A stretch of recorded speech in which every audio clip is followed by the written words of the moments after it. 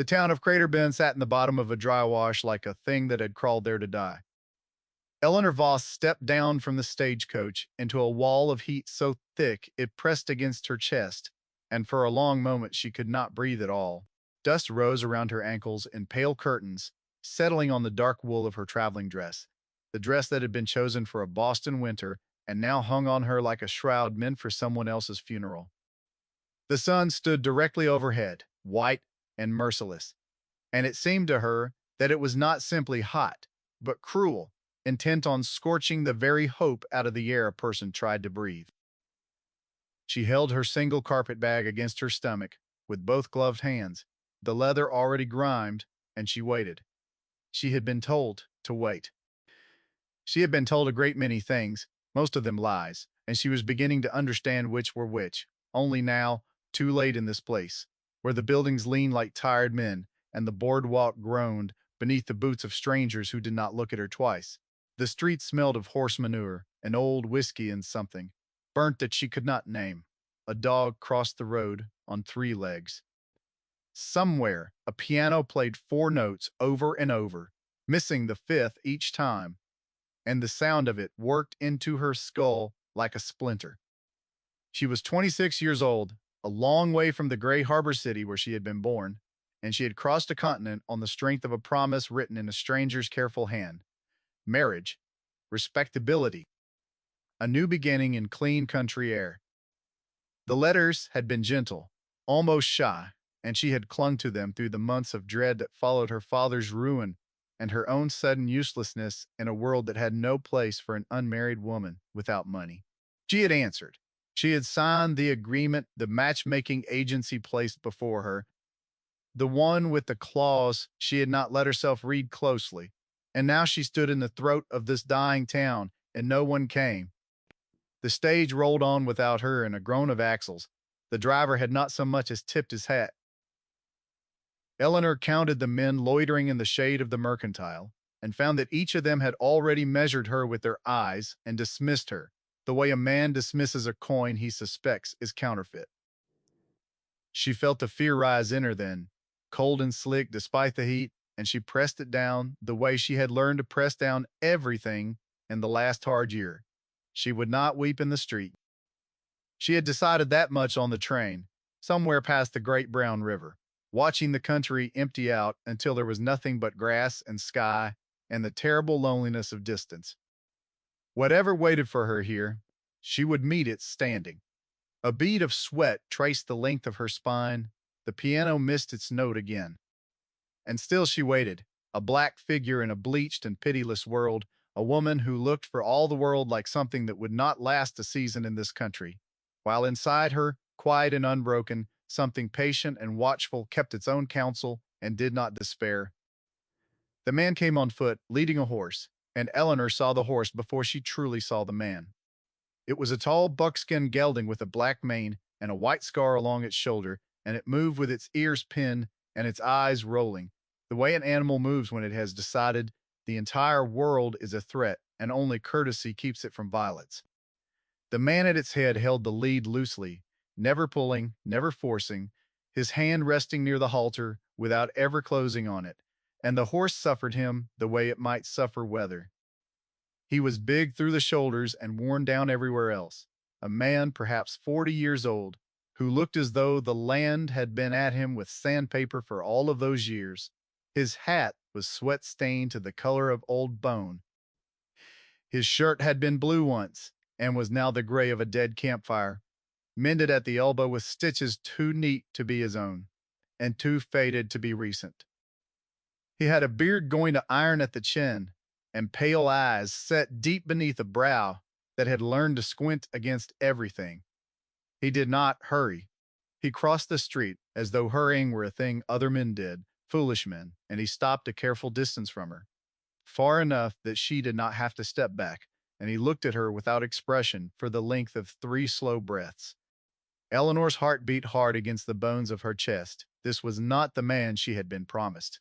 The letters had spoken of a younger fellow, a clerk, a tender soul. This man was nothing tender. This man looked carved from the same hard ground she stood on. "You're the woman," he said at last. It was not a question. His voice was low and rough, a gravel road of a voice, scraped raw by dust and disuse, as though he had not spoken aloud in a long while and resented being made to.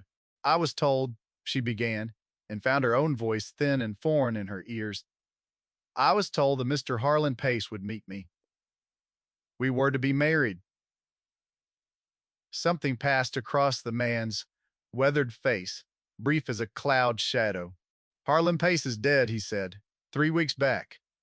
Fever took him.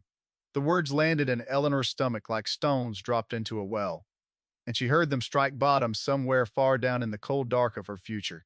Dead. The shy, careful hand that had written her those letters was 3 weeks in the ground.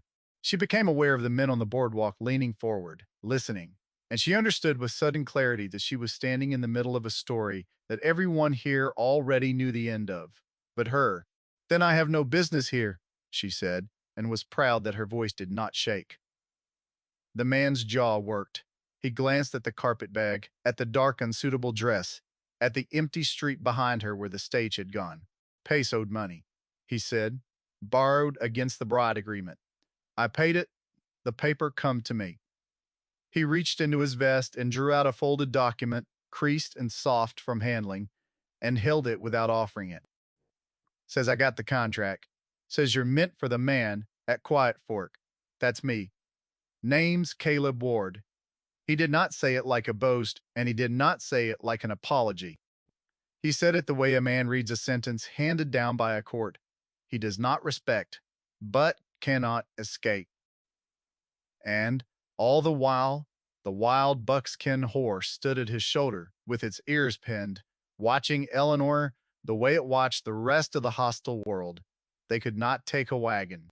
Caleb Ward explained this in as few words as a man could use and still be understood. The wheel had cracked on the way in, and the smith was 3 days behind on his work, and the weather was turning, and Quiet Fork lay a full day's ride to the north. He said, all of this looking somewhere past her left shoulder, and Eleanor understood that the speech had cost him something, that words were a currency he hoarded. You'll ride, he said. I got no other way. She looked at the buckskin, and the buckskin looked at her, and she felt the men on the boardwalk, waiting to see her refuse, waiting to see the Boston woman in her funeral dress fall apart in the dust so they could carry the tale home to their suppers. She thought of the long year behind her, her father's gray face, the auctioneer's hammer, the particular silence of a house being emptied of everything that had made it a home. She thought of how little she had left to lose and how much she had already survived. I have never ridden a horse, she said. It was not a protest.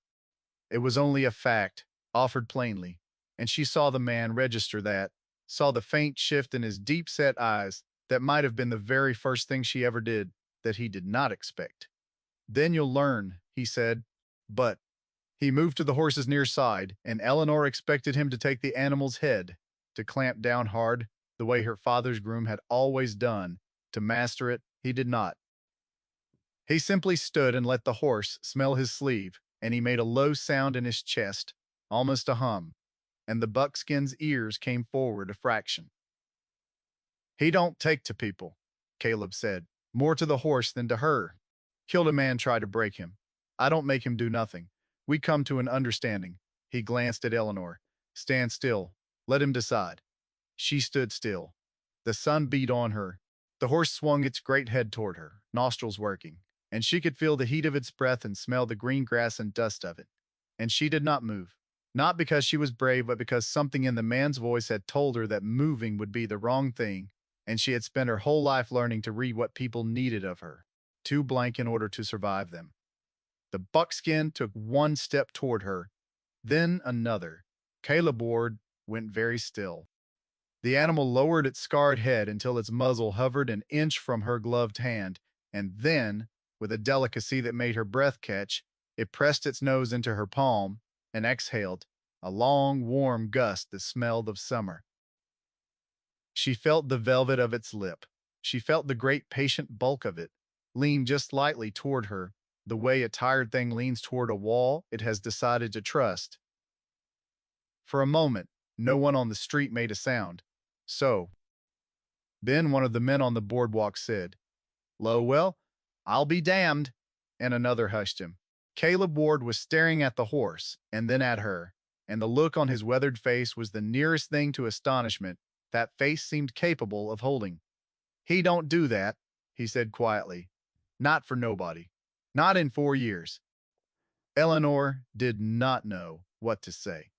She turned her hand and laid it flat against the warm hide of the horse's jaw, and the animal sighed and let her, and something in her chest that had been clenched tight since the train began, very slowly, to ease. "What is his name?" she asked. Caleb was a long time answering. "Ghost," he said at last, "on account of you never see him coming when he means to throw you." But he was looking at her now, fully for the first time, as though she too had become something he had not seen coming.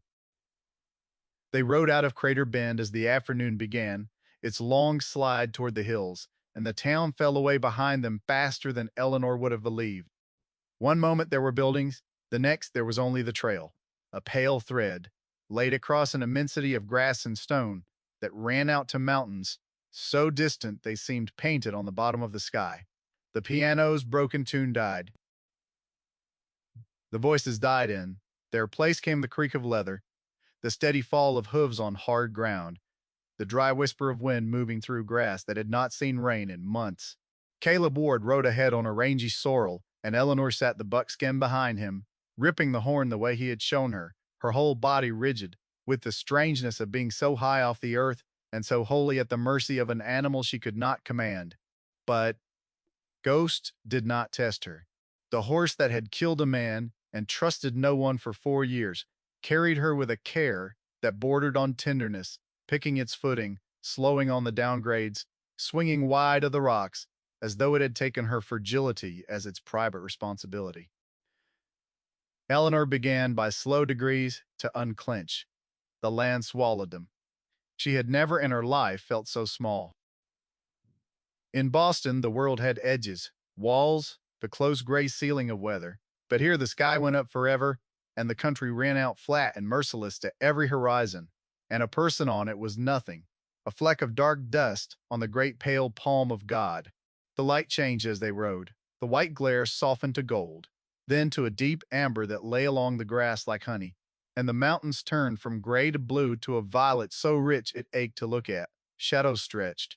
The heat broke at last, and a cool breath came down off the high country, and for the first time since stepping off the stage, Eleanor breathed all the way to the bottom of her lungs.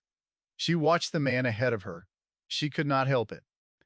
He rode the way the horse beneath her walked, with an economy that wasted nothing, his head always turning, always reading the land, the ridgelands, the dry washes, the places where trouble might hide. He never spoke.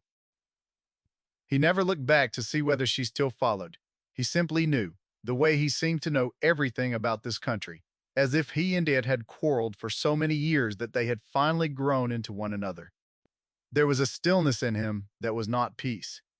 She had seen that kind of stillness before, in men who had lost the thing that anchored them and had decided to want nothing further, so that nothing further could be taken. She recognized it because she carried a smaller version of it herself, folded down deep where the men on the boardwalk could not see. The sun touched the mountains. The whole world caught fire for the space of a few minutes, the grass blazing copper, the clouds streaked with rose and ash, and Eleanor Voss, who had come to this country expecting to be sold, found herself moved nearly to tears by the savage beauty of it, by the sheer indifferent grandeur of a land that did not care whether she lived or died and was glorious anyway.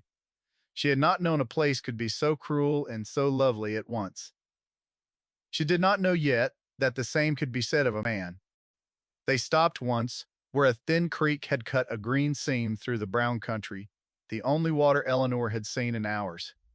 Caleb swung down without a word and led both horses to drink, and Eleanor sat where she was, uncertain whether she was permitted to dismount, until he came back and held up a hand to her. She had not expected him to.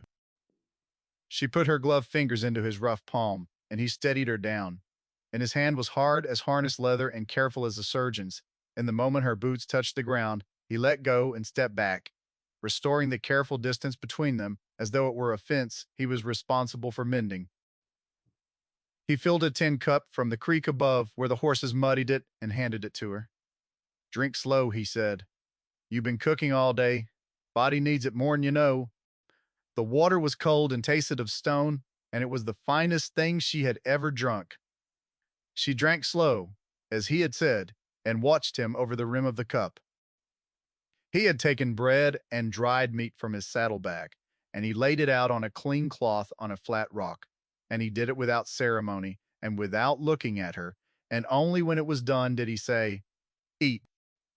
She understood, eating that this gruff economy was the only language he had for kindness, that the bread and the water and the careful hand were a whole speech in a tongue she was only beginning to learn. "I'm sorry," he said suddenly, startling her.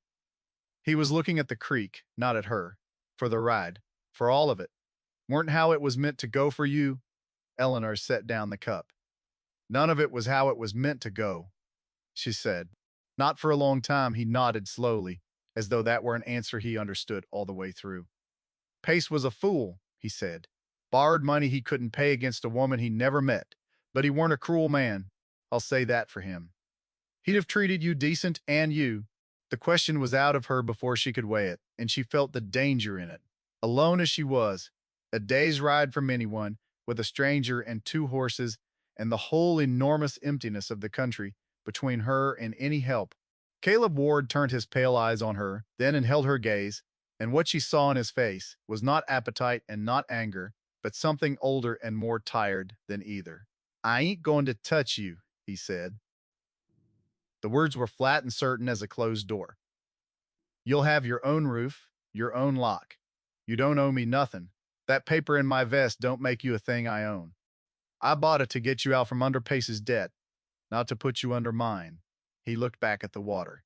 "Soon as the trail's safe, you want to go, I'll take you to the railhead myself. That's a promise, and I don't make many." Eleanor sat very still.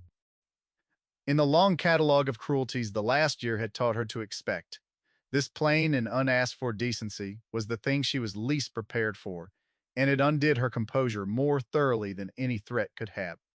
She looked down at the bread in her hand so that he would not see her face. The creek ran on.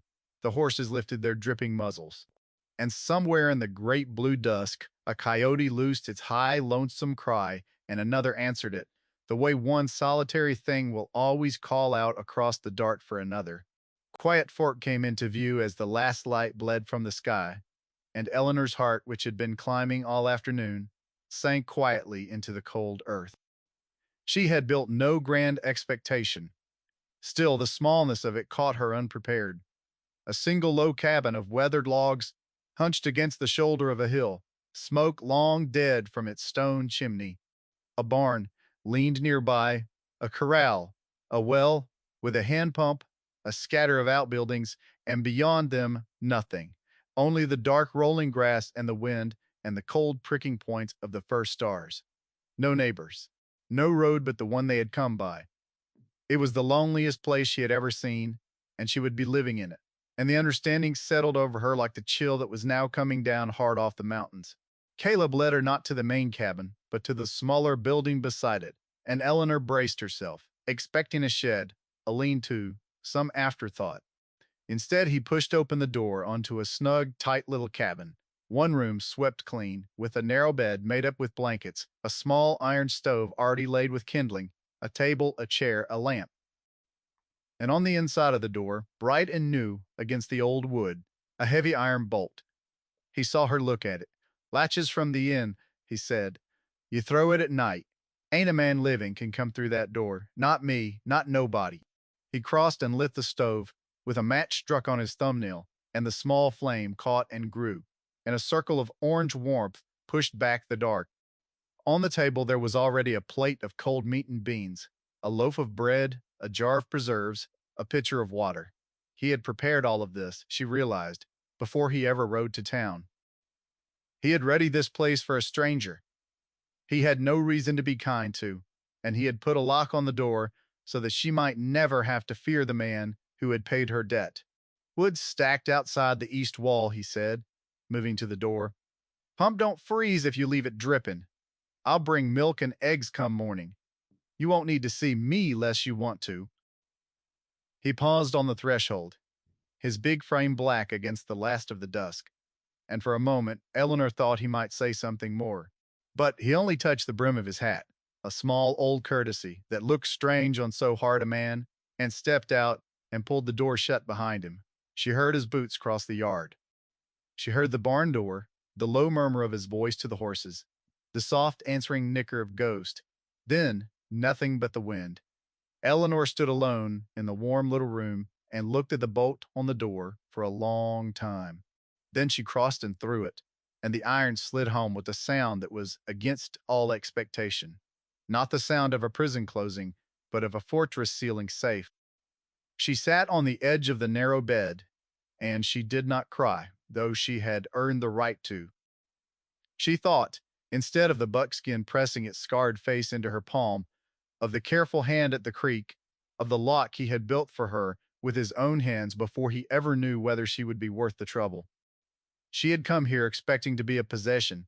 She lay down at last in a stranger's gift of a room and listened to a stranger working in the dark to keep her safe. And she understood that she did not yet have the measure of this place or this man at all. The days at Quiet Fork settled into a rhythm as steady and silent as the turning of the season. Each morning, before the sun had fully cleared the eastern hills, Eleanor would find a pail of milk and a basket of eggs left on the flat stone outside her door. The milk still warm, a skin of cream already rising. She never caught him at it. He was a man who could move through his own yard, like the Ghost he had named his horse for. She took to leaving the door open as the mornings warmed, and she watched him work, and her watching changed by slow degrees from the wariness of a hunted thing into something closer to study. She saw that he never raised his voice to an animal, never to the cattle he brought down from the high pasture, never to the buckskin, never even to the half-feral barn cat that wound about his boots. She saw the patience in him, the way he could stand an hour mending a length of fence and make it look like prayer. She saw, too, the grief in him, surfacing in unguarded moments, the way he stopped sometimes in the middle of the yard and stared at nothing, the way his hand would drift to a small carved object he kept in his vest pocket, the way at dusk he would sit on the cabin step and look west until the dark took the mountains. A man did not carry stillness like that unless he had buried something in it. Eleanor began to reclaim the small cabin as her own. She scrubbed the floor and the window glass until the light came through clean. She gathered wildflowers from the creek bank and dried them. She found, in the long, empty hours, the old skill her grandmother had taught her, the needle and thread, and she mended her funeral dress, and then, when there was nothing left of her own to mend, she grew bold. One morning, she did not wait for him to vanish. She walked across the yard to where his washing hung, took down his shirt with a torn shoulder, and carried it back to her cabin. And she sat in the doorway in the sun and mended it with the small, neat stitches that had once made her the despair of every plain-sewing girl in her Boston school. When it was done, she laid it folded on the flat stone where the milk came, and she went inside, and she watched through the window. He came at noon. He stopped at the stone. He picked up the shirt and turned it in his rough hands and found the mended shoulder, the stitches too fine to be his own, and he went very still, the way the horse had gone still on the street, and he looked toward her cabin for a long moment. Then he put the shirt on. He did not thank her. She had not expected him to. But that evening, where the milk pail usually stood, there was instead a small carving, a horse no longer than her thumb, the buckskin to the life, its head turned and lowered, as though to press its nose into a waiting hand. The wood was worn smooth as river stone, as though it had been carried a long while in someone's pocket before it was given. Now there. Eleanor held it in her palm in the last of the light and understood that he had given her something he had made, that the making of small things was his secret tenderness, and that this carving was not payment and not pity, but the nearest thing a man so locked down had to a confession. She set it on the windowsill where she would see it each morning, and the wall between the two cabins, the careful fence of distance he maintained so faithfully, grew that day a little lower than it had been, though neither of them would have said so aloud. It was on a gray afternoon, with the first true cold of autumn riding down out of the north, that Caleb Ward burned the deed. He came to her door, which was rare, and stood outside it, which was his way, and asked her to come out. In his hand, he held the folded paper she had not seen since the street in Crater Bend, the contract that named her as the thing he had purchased out of Harlan Pace's debt. He knelt and laid it in the cold fire pit in the yard, and struck a match and touched it to the corner, and they watched together as the flame ate up the careful clauses, the signatures, the price of her, until there was nothing left but a curl of black ash that the wind took apart and carried off across the grass. "You ain't bought," he said when it was done. His rough voice was quieter than she had ever heard it. "You ain't owed. There never was a thing in this world that made you mine, and now there's not even the paper that lied about it." He rose and looked at her, and the cold wind moved his iron beard. "You're free, Eleanor. You've been free. I'll take you to the railhead whenever you say the word." He paused, and his eyes went to the north, to the dark line of cloud building over the mountains. "But I'll tell you true, the way I'd want told to me. Winter's coming hard and early this year. I can feel it in the horses.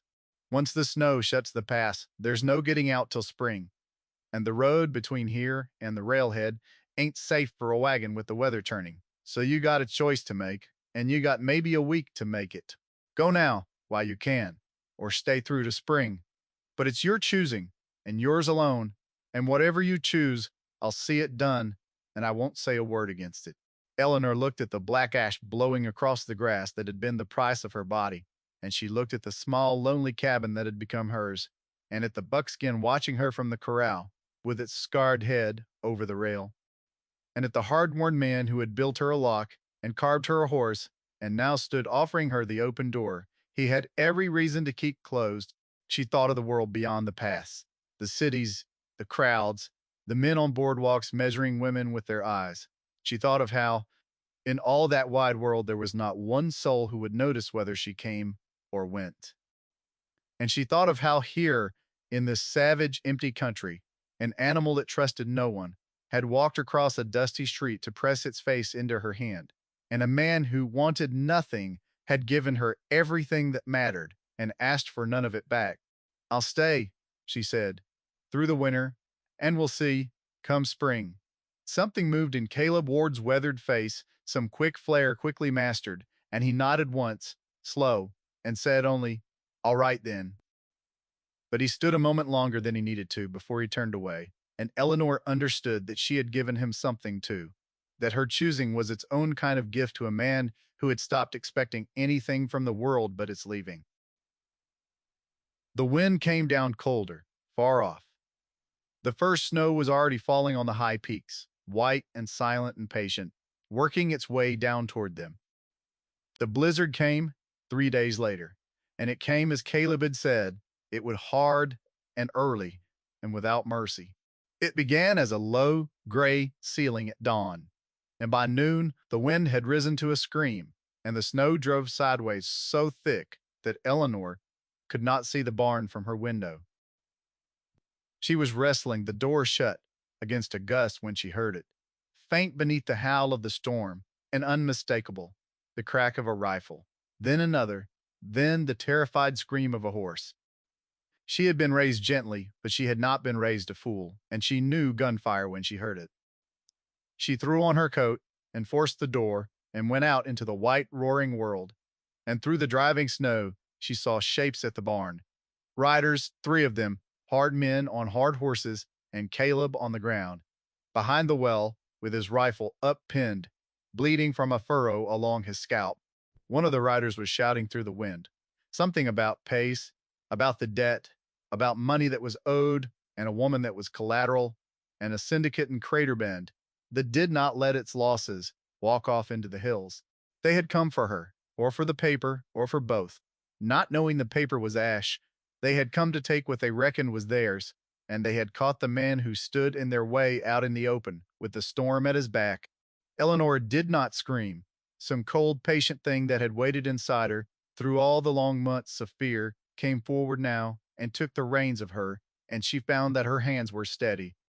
Inside the cabin, In the corner stood the old rifle Caleb had left there her first night, loaded with a box of shells, in case he had said of wolves. She had never told him. Her father, before his ruin, had kept a country house and a shooting range, and a daughter he had no son to teach, and she had been the finest shot in 3 counties before she was 16, a fact she had hidden all her life because the world did not love a woman who could shoot the pip out of a playing card at 50 yards. She took up the rifle now. She braced it across the windowsill beside the little carved horse. She found the first rider in the sights, the one with the shouting mouth, leading the others around to flank the well, and she breathed out slow the way her father had taught her. The storm seemed to fall silent in her ears, and she squeezed. The man pitched out of his saddle into the snow and did not move. The other two wheeled, confused, looking for a shooter they could not see, and in that confusion, Caleb came up off the ground and put the second one down with a single shot. The third broke and ran, kicking his horse out into the white, and Eleanor led him the way she had once led the claybirds her father flung against the autumn sky, and she fired, and the rider's hat flew off, and he flattened to his horse's neck, and was gone into the storm. And she let him go, because a fleeing man was no longer a threat, and she had never killed for the pleasure of it. Then the only sound was the wind. Caleb Ward turned, holding his bleeding head, and looked across the snow at the cabin window, where the barrel still smoked, and at the woman behind it. And his face, for once, hid nothing at all. He came in out of the storm, and she barred the door behind him, and the howl of it dropped away. And in the sudden quiet of the small, warm room, they stood looking at one another, the dead men cooling in the snow outside, and the living world narrow to the two of them in the lamplight. She made him sit. She cleaned the furrow the bullet had cut along his scalp with hot water and a clean cloth, her steady, fine stitching hands closing the wound, and he let her, this man who let no one do anything for him, and he watched her work with an expression she had no name for. "Where the Boston bride learned to shoot like that," he said at last, low. "My father had no sons," she said, "and a great many guns. I hid it. A woman who shoots frightens people. Pooh, it don't frighten me." She tied off the bandage. Outside, the wind threw itself against the cabin, and the snow piled deeper, sealing the pass, sealing them in together until spring, and neither of them spoke of going to the barn, of the careful distance of the 2 cabins. He stayed. They could not move the bodies until the storm broke, and so they sat through the long howling night, by the stove, and somewhere in the deepest hour of it, with the lamp turned low, Caleb Ward began at last to speak. He told her of the wife he had buried 4 years gone, of the fever that took her in the spring, with their child still unborn inside her, of how he had dug the grave himself in ground still half frozen, and had not let another living soul near his heart since. He told her how the buckskin had been her horse gentled by her hand, and had gone wild with grief when she died, and had killed the man Caleb hired to break it of its mourning, and how Caleb had never been able to bring himself to put the animal down, because it grieved the way he grieved, the only thing on the place that understood. "He walked to you," Caleb said, staring into the stove's red mouth. "On that street. First trust he showed a soul in 4 years. I figured then." He stopped. "Figured what?" she asked, very quiet. "That maybe he saw something I weren't ready to." The fire popped. The storm raged on and could not reach them. Eleanor reached across the small distance between their chairs and took his rough hand in both of hers, and he let her. And he turned it palm up and closed his scarred fingers around hers, as though around something he had stopped believing the world would give him. The winter came down white and total over Quiet Fork and locked them in. And through the long-buried months, she did not go back to the small cabin with the lock on the door. She moved her dried flowers and her needle and the little carved horse into the main house, and the 2 lonely lives became one household, and they learned a new language together made of small things: the bread she baked, the skills he taught her with the cattle and the horses, the comfortable silence by the fire that no longer needed filling. And one evening late in that winter, watching her move about the room that had been empty and grieving for 4 years and was now warm and lived in a light, Caleb Ward said, in his low gravel voice, not looking at her, "House was dead before you come." "So was I, mostly." It was the closest he would ever come to saying the whole of it, and it was enough, and she crossed to him in the firelight, and laid her hand against his bearded jaw the way she had once laid it against the buckskins. And outside in the warm barn, the horse that had trusted no soul in years slept easy in the dark, having known, long before either of them, exactly where she belonged.